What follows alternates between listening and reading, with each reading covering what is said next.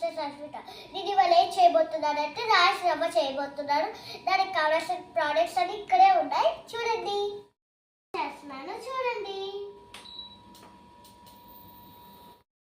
ఇప్పుడు మనం వేసుకున్నాము.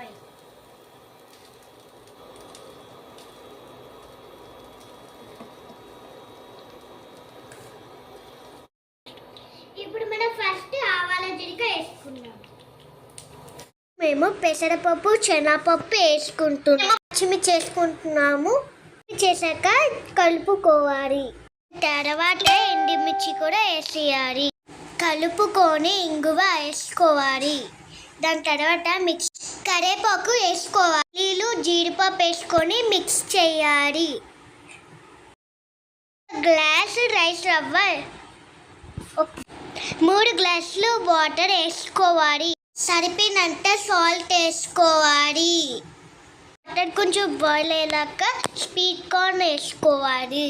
స్వీట్ కార్న్ వేసాక మూత క్లోజ్ చేసేయాలి. ఇందాక చూసేతారా, ఇది ఇప్పుడు 1 గ్లాసు నోకి వేసుకుంటున్నాము, చూడండి.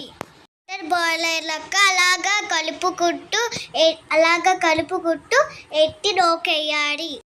స్లిప్ పెట్టేసి క్లోజ్ చేయాలి. పెద్ద రెడీ.